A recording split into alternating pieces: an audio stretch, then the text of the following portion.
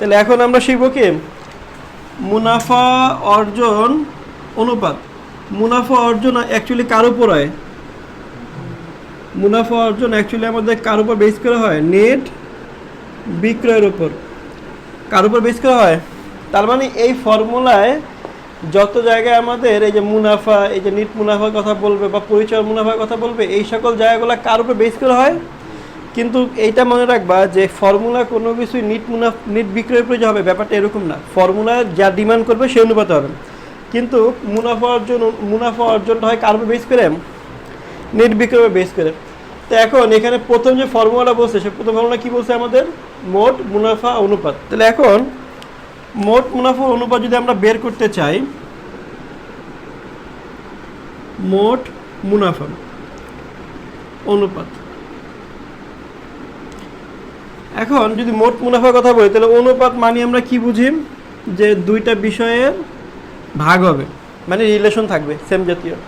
আর এখন মোট মুনাফা, এই মোট মুনাফা অ্যাকচুয়ালি কার উপর বেস করা হয়? চিন্তা করি, যদি এই মোট মুনাফা বেস কার উপর ভিত্তি করা হয়? ভিত্তি কার উপর থাকে? কার উপর ভিত্তি করা হয় বলো তো? নিট বিক্রয়। কারণ নিট বিক্রয় যত বেশি হবে বা কম হবে তার উপর বেস করেই তো আমাদের মোট লাভ কম বেশি হয় নাকি? তার মানে আমার এই মোট মুনাফা যদি নির্ণয় করতে চাই তাহলে বেসমেন্ট কে থাকবে? নিট বিক্রয়। তার মানে মোট লাভ অনুপাতে যদি আমি চিন্তা করি যে মোট লাভ, তাহলে কার উপর বেস করে আসে? নিট বিক্রয়। আর আমাদের বের করতে বলছে কি? মোট মুনাফা অনুপাত। তাহলে দুইটা উপাদান পাইছি না পাইনি? তো এই যে কোরিলেশন কার কার ভিতরে আছে? এখানে মোট মুনাফা অনুপাতের ভিতরে নিট বিক্রয়ের সাথে কার অনুপাত আছে?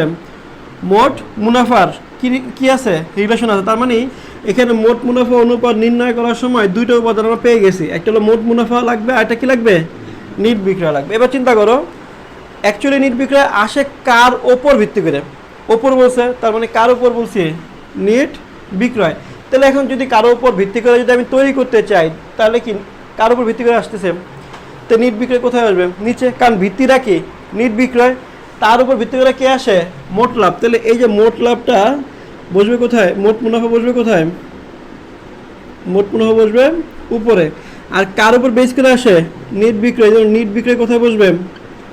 নিচে। বুঝতে পারছে? এখন এখানে অ্যাকচুয়ালি এই মানটা আমাদের পার্সেন্টেজে আসে, এই জন্য লাস্টে আমাদের কী করতে হবে? 100 দিয়ে গুণ করতে হয়। এখন আরেকটা জিনিস মনে রাখবা যে আমাদের অনুপাতকে আমরা 3টা এক্সপ্রেশনে প্রকাশ করতে পারি। কয়টা এক্সপ্রেশনে? 3টা। এই অনুপাতকে আমরা চাইলে এইরকম অনুপাত, এই যে এটাকে বলি আমরা ইস্টু, এইভাবে প্রকাশ করতে পারি। যেমন আগের বার আমরা যা করলাম, চলতি অনুপাত, তাহলে অনুপাত, এগুলি ইস্টু দ্বারা প্রকাশ করি। আবার এখন যেগুলি প্রকাশ করব সেগুলি মেজরলি আমরা কি প্রকাশ করব? পার্সেন্টেজে। আর একটা প্রকাশ করব বার বা সময়। বার বা সময়, এটা আমাদের আবর্তন অনুপাতের ক্ষেত্রে বার বা সময় ইউজ করি আমরা। ক্লিয়ার? তাহলে কিছু জায়গায় আমরা অনুপাত এইভাবে ইউজ করব, কিছু জায়গায় পার্সেন্টেজ দ্বারা, কিছু জায়গায় কি বার বা সময় দ্বারা আমরা অনুপাতকে নির্দেশ করব। তাহলে অনুপাত কয়ভাবে প্রকাশ করতে পারি আমরা? 3 ভাবে। একটা কি এরকম উপরে নিচে ইস্টু লেখে, একটা হলো কি পার্সেন্টেজ, আর হলো কি বার।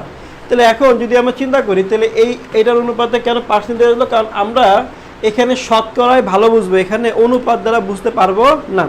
দেখো অনুপাতটা কেন আগের বেলা ছিল? কারণ অনুপাত দ্বারা বোঝানো হয়, যেমন চলতি অনুপাতের আদর্শ মান। চলতি অনুপাত, এই চলতি অনুপাতের আদর্শ যে মান বলি আমরা, হ্যাঁ, চলতি অনুপাতের আদর্শ মান বলা হয় 2:1। এখন এই আদর্শ মানটা অ্যাজাম্পশন করে নেওয়া হয় এর আদর্শ মান। এর মানে এই না যে এরা শতভাগ সঠিক। কথা বুঝতে পারছি? প্রতিষ্ঠান ভেদে এগুলি ভেরে দিতে পারে, সবার জন্য কি সেম আদর্শ মান হবে না। কিন্তু এটা অ্যাজাম্পশন করে নেওয়া হয়েছে যে এটা ভালো, যে কোনো প্রতিষ্ঠানের ক্ষেত্রে এই বেসমেন্টটা কি ভালো। এটা মানে কি বোঝানো হয়? এই 1 টাকা চলতি দায় যদি প্রতিষ্ঠানে থাকে, তার জন্য এই চলতি দায় পরিশোধ করার জন্য 2 টাকা চলতি সম্পদ থাকাটা কি ভালো। মানে অবস্থা যদি আদর্শ মান বলতে কি বুঝি? ভালো অবস্থা। তার মানে কি যে চলতি অনুপাতে 2:1, এটার মানে কি আদর্শ মানে 2:1 এর মানে কি যে চলতি দায় যদি 1 টাকা থাকে তাহলে চলতি সম্পদ 2 টাকা, এটা কি আদর্শ মান। এটা কি মান? এখন এগুলি আসলে আমাদের মাথায় নেওয়ার বিষয় না, এগুলি আমাদের পরীক্ষা এত পেন দিবে না, ঠিক আছে? তো ফর্মুলাগুলো একটু বুঝি আগে, ফর্মুলা বোঝাটাই মেইন। হ্যাঁ, তো এখন এখানে পার্সেন্টেজ আসলো কেন? যদি আমরা চিন্তা করি ধরো এভাবে যদি আমরা নর্মাল, আমি ইনভেস্টর, ধরো আমি লাভ চিন্তা করলাম, টাকায় চিন্তা করলাম, ধর টাকা এরকম আছে যে 2020 সালে 1 লাখ টাকা লাভ করছি, 2023 সালে আইসা আমি লাভ করলাম 1,10,000 টাকা। এখন খালি চোখে দেখা যাইতেছে পার্সেন্টেজ ভালোই, ঠিক না? মানে খালি চোখে দেখা যাইতেছে গত বছরের তুলনায় এই বছর আমরা কি করছি, বেশি মুনাফা করছি। এখন এটা কি পার্সেন্টেজে আছে? নাই।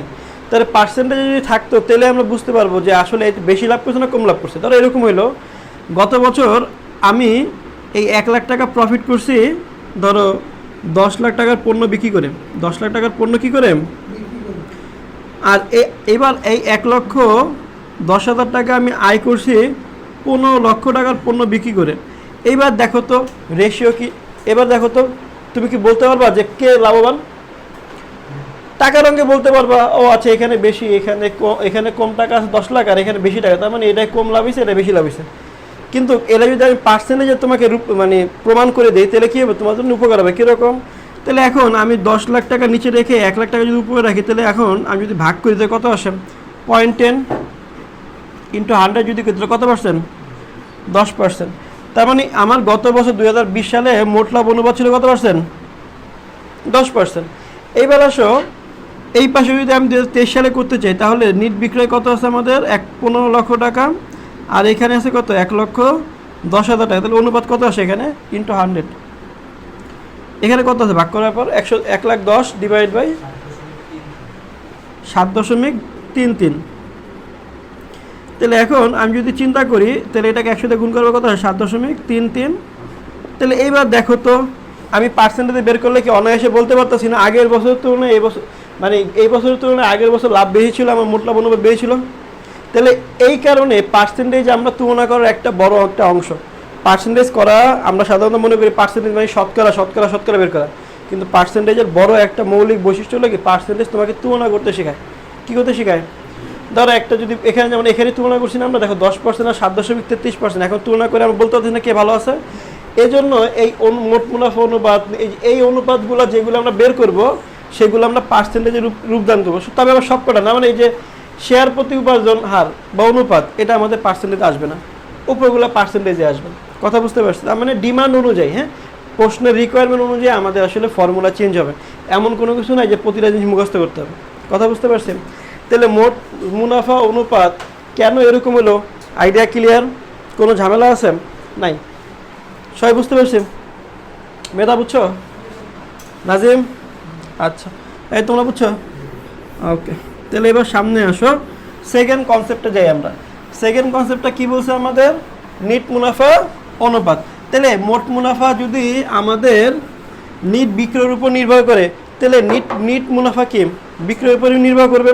তাহলে এখন ফর্মুলা কি তোমরা নিজেরা বলতে পারতেছো না যে ফর্মুলাতে কী কী আসবে? নিট মুনাফা অনুপাত। তাহলে নিট মুনাফা অনুপাতে আমাদের বুঝতে পারতেছি দুইটা টপিক আসতেছে। তাহলে নিট মুনাফা একটা টপিক, অনুপাত মানে দুইটা জিনিসের ভাগ হবে। তাহলে এখন নিট মুনাফা কারো বেস করে আসে, কারোর ভিত্তি করে আসে, ভিত্তি করে কি নিট বিক্রয়। তার মানে কি এই মোট নিট মুনাফা অনুপাত যখন বের করব তখন কার উপর বেস করে বের করব, নিট বিক্রয়। তাহলে নিট বিক্রয় আমাদের, এই নিট বিক্রয় যদি বেস, তাহলে নিট বিক্রয় কোথায় বসবে, নিচে। তাহলে নিট বিক্রয় লিখবো এখানে। আর যেহেতু আমি কী বের করতেছি, নিট লাভ অনুপাত, তাহলে নিট লাভ কোথায় বসবে, বুঝতে পারছে? কারণ নিট মুনাফা কার উপর ভিত্তি করে হবে, নিট বিক্রয়ের উপর। এই জন্য নিট বিক্রয় নিচে হবে আর নিট মুনাফা কোথায় হবে। লজিক বুঝতে পারছি না বুঝি নাই? কথা বুঝতে পারছি? আচ্ছা, এবার এদের সম্পর্কে আমরা কীভাবে প্রকাশ করবো, পার্সেন্টেজের জন্য কী লিখবো, 100 দিয়ে গুণ করব। না বুঝলে বলি, কনসেপ্ট ক্লিয়ার? 2 নম্বরটা সবাই বুঝছি? আচ্ছা, তাহলে ফর্মুলা কি মুখস্থ করা লাগতেছে? মেধা মুখস্থ করা লাগতেছে? আচ্ছা, ঠিক আছে। তাহলে এবার 3 নম্বর ফর্মুলায় আসে। 3 নম্বর ফর্মুলা কি বলছে, পরিচালন অনুপাত। পরিচালন অনুপাত। এখন পরিচালন অনুপাত যখন শুধু বলবে পরিচালন অনুপাত, তখন পরিচালন এই অনুপাত বললে আমরা কি বলছিলাম, দুইটা টপিকের ভাগ। এখন পরিচালন অনুপাত, তার মানে আমরা বলছিলাম এই মুনাফা অর্জন অনুপাত কার উপর বেস করা হয়? নিট বিক্রয়। আর পরিচালন, শুধু পরিচালন অনুপাত যখন বলবে তাহলে বুঝে নিবা এই পরিচালন অনুপাত বলতে পরিচালন খরচকে ইন্ডিকেট করতে। কাকে? পরিচালন খরচকে ইন্ডিকেট করে। কাকে ইন্ডিকেট করে? পরিচালন খরচ। তাহলে এখন আমাদের এই পরিচালন অনুপাতের মাধ্যমে আমরা কী জানতে পারবো? যে প্রতিষ্ঠানের এই নিট বিক্রয়ের যে টাকা আছে সেই বিক্রয়ের টাকা দিয়ে বিক্রয়ের কত অংশ আমাদের পরিচালন খরচ। বুঝি নাই? তো একটা প্রোডাক্ট আমি 100 টাকায় সেল করি। কত টাকায় সেল করি? 100 টাকায়। এখন এই 100 টাকার বিপরীতে ধরো আমি 10 টাকা কী করি? পরিচালন খরচ করি। কী করি? পরিচালন খরচ। পরিচালন খরচ বলতে আমরা কী বুঝি? আমরা ক্লাসে পড়াইছিলাম পরিচালন খরচ বলতে আমরা দুই ধরনের খরচের সমষ্টি বুঝি। একটা হলো কি অফিস ও প্রশাসনিক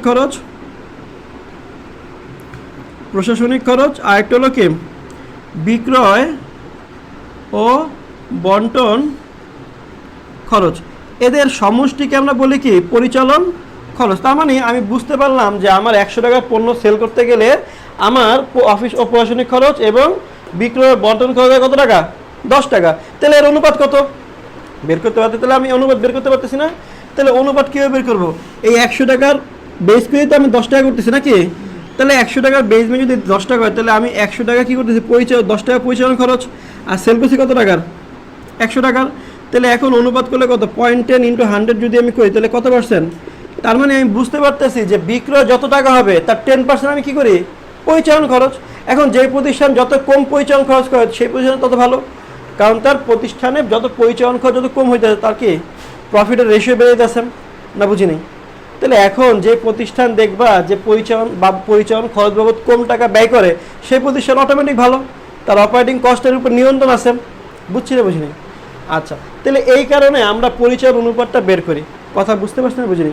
তো পরিচালন অনুপাত যদি বের করতে চাই তাহলে এখানে আমরা এই পরিচালন অনুপাতের এই পরিচালন খরচটা কার বেইজে আমরা চিন্তা করব? বিক্রয়ের উপর। তাহলে বিক্রয় যদি বলি তাহলে অবশ্যই বিক্রয়টা হবে কি? নেট বিক্রয়। আর এই নেট বিক্রয়ের উপর কাকে বেস করে আমরা পরিচালন অনুপাত বের করবো? পরিচালন খরচ। এই জন্য পরিচালন খরচ করতে বসবে, পরিচালন খরচ আমাদের উপরে বসবে। আর এদের মানটা আমরা কিসে প্রকাশ করব? পার্সেন্টেজ। এই জন্য 100 দিয়ে গুণ করব। দেখো তো বুঝতে পারছি কিনা? সাগর বুঝছে? আজিম এই তুমি বুঝছো? রাতুল মেধা ক্লিয়ার? আচ্ছা ঠিক আছে। এবার খেয়াল করো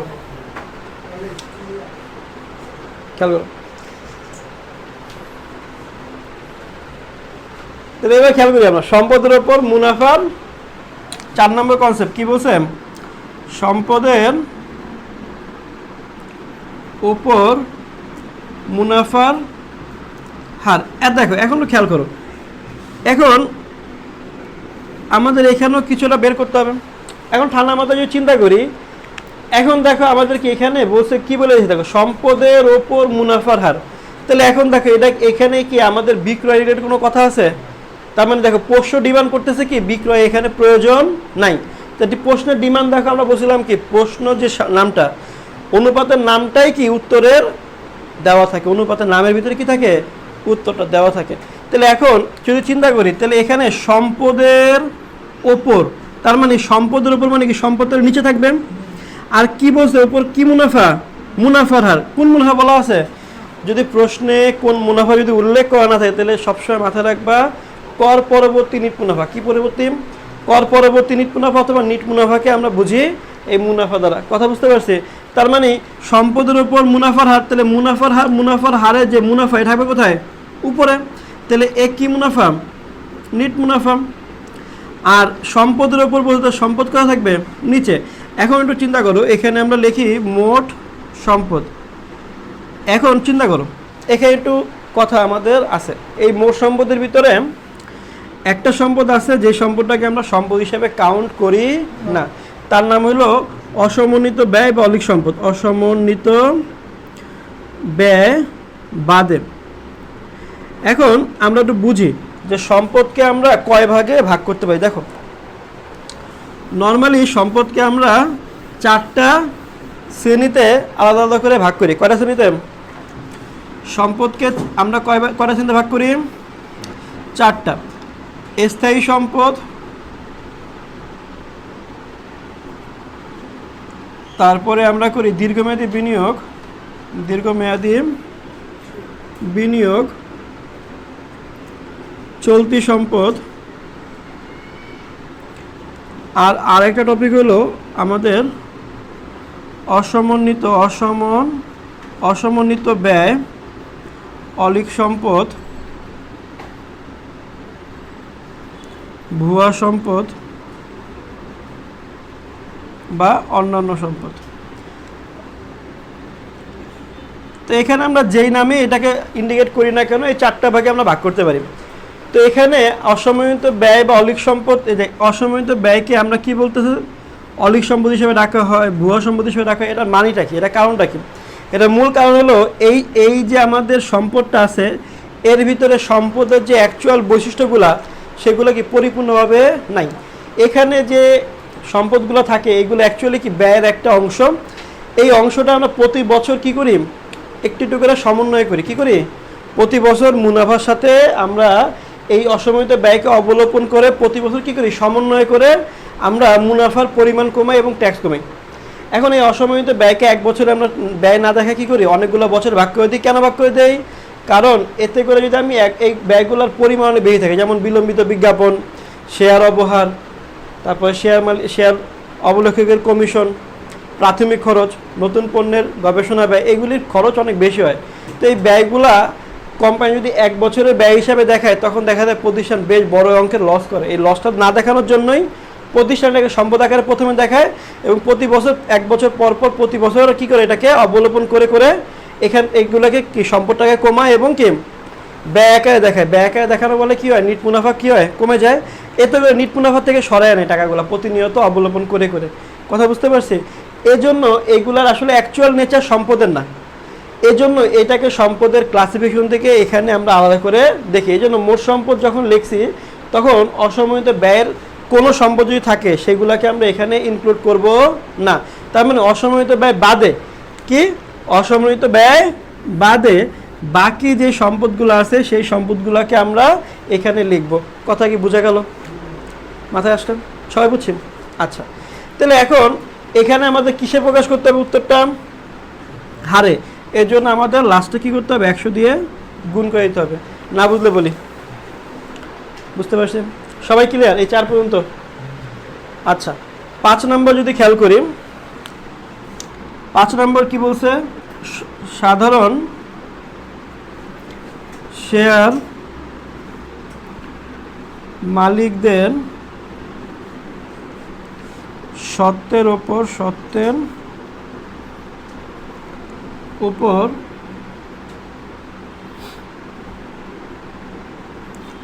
আয়ের হার। এখন দেখো এখানে উত্তর এখানেই দেওয়া আছে, যদি খেয়াল করি দেখো এখানে আমাদের কি বলছে, সাধারণ শেয়ার মালিকদের সত্ত্বের ওপর। তার মানে সাধারণ শেয়ার মালিকদের সত্ত্বের উপর বলে সাধারণ শেয়ার মালিকদের কোথায় থাকবে, নিচে থাকবে। আর এখানে আমরা একটু আগে পড়াইলাম যে আয়ের হার, মুনাফার হার যদি উল্লেখ থাকে, আর যদি নাম উল্লেখ না থাকে, কোন মুনাফা, মোট মুনাফা না নিট মুনাফা না পরিচাল মুনাফা, এসব উল্লেখ না থাকে, তাহলে সেটা কি মুনাফা হবে, নিট মুনাফা। আর নিট মুনাফা কোন নিট মুনাফা, কর পরবর্তী নিট মুনাফা। তাহলে এখানে আমরা কি হবে সেটা কি বুঝতে পারতেছি? তাহলে এখানে কি লিখবো, সাধারণ শেয়ার মালিকদের সত্ত্ব কোথায় হবে, নিচে। তাহলে সাধারণ শেয়ার মালিকদের সত্ত্ব কোথায় হবে, নিচে। আর এই আয়ের হার দ্বারা কাকে ইন্ডিকেট করে, নিট মুনাফাকে। আর নিট মুনাফা কোথায় বসবে, এর উপরে বসবে, এই জন্য উপরে বসাবো কি, নিট মুনাফা। আর এখানে যদি হার বলছে এই জন্য কি আমরা লাস্টে 100 দিয়ে গুণ করে দিব। দেখো তো এই 5টা ফর্মুলা সম্পূর্ণ ক্লিয়ার কিনা? কোনো ফর্মুলা মুখস্থ করা লাগছে? কনসেপ্টগুলো বুঝতে পারছি কেন এই প্রতিটা ফর্মুলা তৈরি হইলো, কেন উপরে এটা বসলো, কেন নিচে বসলো, এগুলা তো ফর্মুলা কি মুখস্থ করা লাগে? আচ্ছা ঠিক আছে, তাহলে কি এখন তো ফর্মুলা মুখস্থ করা লাগবে? আচ্ছা ঠিক আছে, তাহলে এবার এগুলি মুছে দেই। এরপরে বাকি যে 2টা আলোচনা আছে এটা একটু বিস্তারিত বুঝি আরো। হ্যাঁ, তাহলে মুছে দিলাম।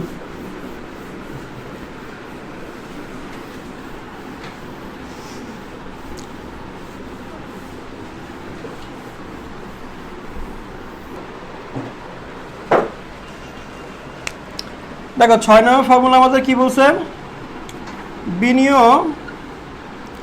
বিনিয়োজিত মূলধনের ওপর আয় অনুপাত। হ্যাঁ,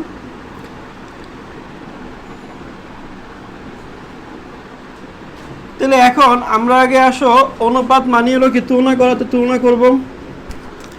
এখন এখানে বলে দিয়েছে যে বিনিয়োজিত মূলধনের ওপর, তাহলে বিনিয়োজিত মূলধনের ওপর বলে বিনিয়োজিত মূলধন কোথায় আসবে? নিচে। বিনিয়োজিত মূলধন বসবে কোথায়? নিচে। আর যেহেতু আয়ের কথা বলতে তাহলে আমরা বলছি স্পেসিফিক বলা আছে কোন আয় নাই, তার মানে এটা কী হবে? নেট মুনাফা। নেট মুনাফা আমরা বলছি নেট মুনাফা। কোন নেট মুনাফা? কর পরবর্তী নেট মুনাফা। আর এটা যে কিসে বের করবো? আমরা অনুপাতে বের করবো। এই জন্য লাস্টে কী হবে? যেহেতু আমরা অ্যান্সারগুলো এখানে হারে বেরোয় যাচ্ছে, তাহলে কী করবো? লাস্টে 100 দিয়ে গুণ করবো। এখন এখানে মূল যে বিষয়টা আছে বিনিয়োজিত মূলধনটা বোঝা লাগবে, কারণ বিনিয়োজিত মূলধন আমাদের কী করে? সারা ফর্মুলা দিয়ে বইয়ে ফর্মুলা লেখা যায়। বিনিয়োজিত মূলধন এগুলো যোগ করলে বিনিয়োজিত মূলধন, এগুলো যোগ করলে বিনিয়োজিত মূলধন বেরোবে। এখন এটা আবার বের করার দুটো দৃষ্টিকোণ আছে, দায়ের দৃষ্টিকোণ আছে, সম্পদের দৃষ্টিকোণ আছে। আমরা দৃষ্টিকোণ পরে আলোচনা করে লজিক আগে বুঝানি, পরে দৃষ্টিকোণ এমনি তৈরি হয়ে যাবে। ঠিক আছে, তাহলে প্রথমে আসো বিনিয়োজিত মূলধন বলতে আসলে কি বুঝি? বিনিয়োজিত মূলধন বলতে বুঝি আমরা, যদি আমরা মূলধনকে একটু ভাগ করি, স্পেসিফিক যদি চিন্তা করি, একটু ভাগ করে চিন্তা করি, যেই মূলধন বলতে আমরা কি বুঝি? মূলধনের কিছু অংশ আমাদের মূলধনকে যদি এভাবে চিন্তা করি যে দুইটা ভাগে ভাগ করি, একটা হলো প্রতিষ্ঠান দৈনন্দিন কাজে আমরা ব্যবহার করবো, যেটাকে বলি চলতি মূলধন, যেটা কি বলি আমরা? চলতি মূলধন। আর এই চলতি মূলধনের বাইরে যত টাকা মূলধন থাকবে পুরো টাকাটাই কি আমাদের স্থায়ী মূলধন। অর্থাৎ আমরা মেইনলি এই স্থায়ী মূলধনের অংশটা কী করি? বিনিয়োগ করি। আর বিনিয়োজিত মূলধন বলতে কি বুঝি? যেই টাকা আমরা বিনিয়োগ করছি সেটাকে আমরা কি বলি? বিনিয়োজিত মূলধন। তার মানে যেই টাকা আমি বিনিয়োগ করছি সেটাকে বিনিয়োজিত মূলধন যদি বলি, তাহলে সম্পদের দৃষ্টিকোণে চিন্তা করি। দেখো, সম্পদের দৃষ্টিকোণে যদি চিন্তা করি,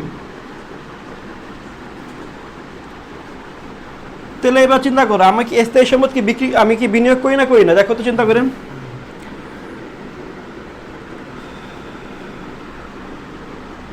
দেখো, স্থায়ী সম্পদ কি আমি বিনিয়োগ করি না? করি। তার মানে স্থায়ী সম্পদ প্রথমে লিখলাম। দেখো, স্থায়ী সম্পদকে আমি লম্বা সময়ের জন্য বিনিয়োগ করছি, এক্ষেত্রে মুনাফা আসে না? তার মানে এটা বিনিয়োগ করে ফেলছে অলরেডি, বিনিয়োজিত মূলধনে এ আসবে। আচ্ছা, এবার চিন্তা করো তো, আমি দীর্ঘমেয়াদী যে বিনিয়োগ করি সেগুলোকে বিনিয়োগ হয়েছে না? নাই, হয়েছে। তার মানে দীর্ঘমেয়াদী বিনিয়োগের যত কিছু থাকবে সেগুলোও কি আমাদের বিনিয়োজিত মূলধনে আসবে না?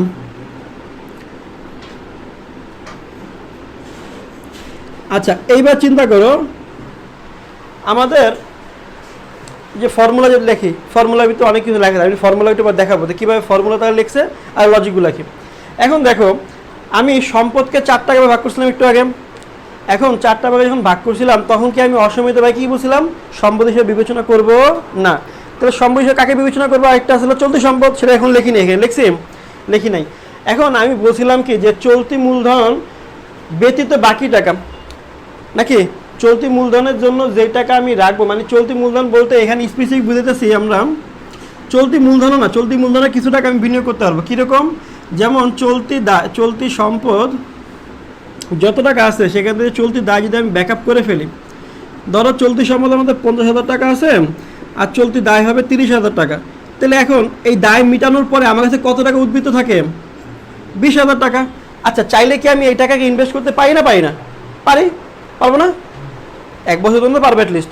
আচ্ছা, যদি আমি পারি তাহলে কি এইটাকে এখানে লিখতে পারিনি এরকম যে চলতি সম্পদ মাইনাস চলতি দায় লিখতে পারি? হ্যাঁ।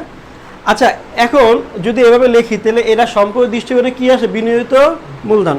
এখন একটু চিন্তা করো, এটাকে আমরা আরও কতভাবে লিখতে পারি? এটাকে দেখো ড্রাইভ করে চিন্তা করো একটু। এখন প্রথমে আমরা এটাকে অর দিয়ে লিখি, এই স্থায়ী সম্পদের জায়গায় স্থায়ী সম্পদ লিখতে পারি। স্থায়ী সম্পদ প্লাস দীর্ঘমেয়াদী, মানে ফর্মুলা যে জেনারেট করা যায় কীভাবে সেটা তোমার শিখে যাচ্ছে। মানে ফর্মুলা মুখস্থ করার প্রয়োজন নেই, ফর্মুলা কী করা যায়? তৈরি করা যায়। ফর্মুলা কেন তুমি মুখস্থ হয়ে যাবা? ফর্মুলা ক্রিয়েটের পিছনে কাহিনিগুলো বুঝো। তো তো দীর্ঘমেয়াদী বিনিয়োগ। এখন আমরা এই দুইটাকে একটু আগে শিখাইছিলাম না, চলতি মূলধন হয়, তাহলে কি এখন লিখতে পারি না প্লাস চলতি মূলধন, পারি? চলতি মূলধন অথবা কার্যকরী মূলধন বলতে পারি, কার্যকরী মূলধন বলতে পারি। দেখো তো পারি? কেউ কেউ কি আমার এখানে বলবে ফর্মুলা ভুল আছে? এটা তো ক্রিয়েট হয়েছে না নাই? আচ্ছা, আরেকটা ফর্মুলা ক্রিয়েট করি। এটা আমাদের পাঠ্য বইতে খুব মেজরিটি বইতে এটা থাকে। কীরকম থাকে? এভাবে লেখা থাকে, মোট সম্পদ মাইনাস অলিক সম্পদ, মানে অসমন্বিত ব্যয় বা অলিক সম্পদ কি করি। এখন চিন্তা করো, আমি জানি আমার সম্পদ না, তাহলে আমি সম্পদ যোগ করার কোনো প্রয়োজন আছে? প্রয়োজন নাই।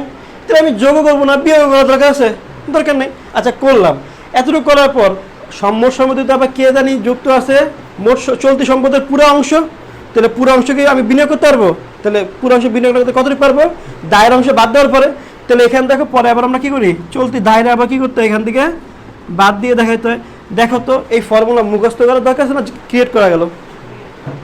মাথায় আসলো না? বুঝিনি কি বেদা, ফর্মুলা মুখস্থ করা লাগে? আচ্ছা, এবার আসো, যদি সম্পদের দৃষ্টিকোণে যদি বুঝি, এবার দায়ের দৃষ্টিকোণে তো বুঝাই দিই নাকি? আচ্ছা, তো দায়ের দৃষ্টিকোণ বুঝে একটু এটা মুছে দিই। হ্যাঁ, এখানে দায়ের দৃষ্টিকোণ আর এই সম্পদের এইগুলা বাদ। তাহলে এখন দেখো, দায়ের দৃষ্টিকোণে, কার দৃষ্টিকোণে? আচ্ছা, দায়ের দৃষ্টিকোণে যদি চিন্তা করি, দায়কে আমরা দুইটা ভাগে ভাগ করি। কয় ভাগে ভাগ করি? দুই ভাগে। একটা হলো আন্তঃদায়, একটা হলো কি, জায়গায় তো নাই। আচ্ছা, নিচে লিখি, জায়গা হবে না। আচ্ছা, এবারে লিখি, দায়কে আমরা যদি চিন্তা করি, তাহলে দায়কে আমরা দুই ভাগে লিখতে পারি। একটা হলো আন্তঃদায়, আর একটা হলো বহির্দায়। এই বহির্দায়কে আবার দুই ভাগে ভাগ করতে পারি আমরা, দীর্ঘমেয়াদী দায়, আর একটা হলো কি, চলতি দায়। আর এই মালিক, এই যে আন্তঃদায় বলতে এখানে আমরা মেনলি কাকে বুঝি? মালিকানা সত্ত্বকে। কথা বুঝতে পারছেন? এখন চিন্তা করো, এখানে বহির্দায় এবং আন্তঃদায়কে ভাগ করার মৌলিক যে বিষয় ছিল সেটা হলো কি, আন্তঃদায়ের টাকা জীবনও প্রতিষ্ঠান বন্ধ হয়ে যাওয়ার আগ পর্যন্ত পরিশোধ করার কোনো বাধ্যবাধকতা তৈরি হয় না, কিন্তু এই বহির্দায়ের সম্পূর্ণ দায় পরিশোধ করতে হয়। যেমন চলতি দায় তোমার 1 বছরের মধ্যেই পরিশোধ করে দিতে হবে, আর দীর্ঘমেয়াদী দায় একটা নির্দিষ্ট সময় থাকে, ওই সময়ের মধ্যে কি করতে হয়, পরিশোধ করতে হয়। কিন্তু আন্তঃদায়কে পরিশোধ করা লাগে না। এবার চিন্তা করো, চলতি দায়কে আমি বিনিয়োগ করতে পারবো? ধরো আমি কিছু টাকা লোন করলাম কাউকে দেওয়ার জন্য, জাস্ট কয়েকদিনের জন্য, অথবা আমি ধরো প্রতিষ্ঠানে বেতন দিব, ভাড়া দিব, এইগুলোর জন্য আমি লম্বা সময়ের জন্য কি লোন নিব না। তাহলে প্রতিষ্ঠান পরিচালনার জন্য, দৈনন্দিন কার্যক্রম পরিচালনার জন্য আমি কি করব? চলতি দায় নিব। তাহলে এই দায়কে আমি ইনভেস্ট করতে পারতেছি না। তো দীর্ঘমেয়াদে ইনভেস্ট করি না আমরা? করি। তাহলে এবার চিন্তা করো, তাহলে শেয়ার আমরা লিখতে পারি কি, জাস্ট ডাইরেক্ট লিখে দিই মালিকানা সত্ত্ব। মালিকানা ভিতরে শেয়ার মূলধন আসবে, অগ্রাধিকার শেয়ার মূলধন আসবে, এগুলো তো নর্মাল বিষয়। মালিকানা সত্ত্ব, তাহলে মালিকানা সত্ত্ব ইনভেস্ট করতে পারি আমরা নাকি পাই না? মানে বিনিয়োগ করতে পারি, বিনিয়োগিত মূলধনের ভিতরে মালিকানা সত্ত্ব আসলো। আর কি বিনিয়োগ করতে পারি? দীর্ঘমেয়াদী দায়। এইবার একটা কথা বলছিলাম, মনে আছে কিনা তোমাদের জানি না, যে আমাদের এখানে আরেকটা জিনিস ইফেক্ট করবে, সেটা হলো অসমন্বিত ব্যয়। অসমন্বিত ব্যয়ের ফলে সম্পদ দেখাইছি না আমরা, সম্পদ দেখানোর মানি হইলো এদের ভিতরে ওই সম্পদের অংশ কি আছে না নাই? কারণ সম্পদ যত টাকা হবে তা এই দুইজনের পক্ষ থেকেই হয়। তাহলে দুইজনের অধিকার আছে না নাই ওর ভিতরে? তাহলে ওই অধিকারটা আমাদের বাদ দিতে হবে না? হবে না? হবে। এজন্য এখান থেকে আমরা কি করি, অসমন্বিত ব্যয় বা অলিক সম্পদ আমরা কি করি, এখান থেকে বাদ দেই। অলিক সম্পদ কেন বাদ দিই? লজিক কি ক্লিয়ার নাকি মুখস্থ করছি? কি নাজিম, মুখস্থ করছি? তো লজিক কি ক্লিয়ার? অসমন্বিত ব্যয় কেন বাদ দিলাম?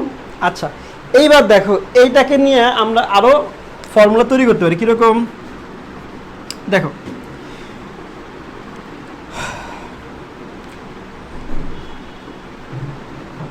আরে থাক, আমরা বেশি ফর্মুলা না বুঝাই, কমই থাক। এর আগে অনেকগুলো বুঝাইছি, এখন দেখো এটা ভাঙতে পারি আর কি, মানে মেনলি এটা ভাঙা বিষয় আর কিছু না। মালিকানা থেকে ভাঙলে কি ভাই? সাধারণ শেয়ার মূলধন, সাধারণ শেয়ার মূলধন প্লাস অগ্রাধিকার শেয়ার মূলধন, অগ্রাধিকার শেয়ার মূলধন। তারপরে কি পাই? এই মালিকানার ভিতরে আরেকটা টপিক আছে সঞ্চিত উদ্বৃত্ত, সঞ্চিতি ও উদ্বৃত্ত টপিক। এই সঞ্চিত উদ্বৃত্তের ভিতরে কে কে আসেন? দেখো এই টপিকের ভিতরে কারা কারা আসেন? সংরক্ষিত আয়, সংরক্ষিত আয়, আয়ের উদ্বৃত্ত, সংরক্ষিত আয়ের কি আসে? উদ্বৃত্ত আসে। সাধারণ সঞ্চিতি আসে, শেয়ার অধিহার আছে, তারপরে মূলধন সঞ্চিতি আসে। এই সকল টপিকগুলো কি আমাদের সঞ্চিত উদ্বৃত্তের পাশে আসে। তাহলে এই দেখো এখান থেকে এই পর্যন্ত যদি আমি যোগ করি তাহলে কি পাই? মালিকানা সত্ত্ব। এরপরে আমরা কি লিখব? যোগ দীর্ঘমেয়াদী দায়, আর মাইনাস কি করবো বলো?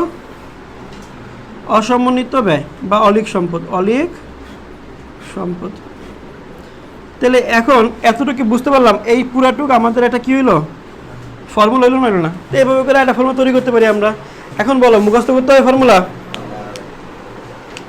এই তো আমাদের আলোচনা, দেখো বুঝতে পারছি কিনা। তাহলে বিনিয়োজিত মূলধন বের করা যায় কতগুলো উপায়, এবং লজিক্যালি মুখস্থ না করে কোনো ফর্মুলা ছাড়াই আমরা কি করতে পারি? চাইলে আমরা কি ফর্মুলা বুঝে বুঝে অঙ্কগুলো করতে পারি। তো ফর্মুলা কি? দেখো 7 নম্বর কনসেপ্টটা আমাদের কি বলছিল?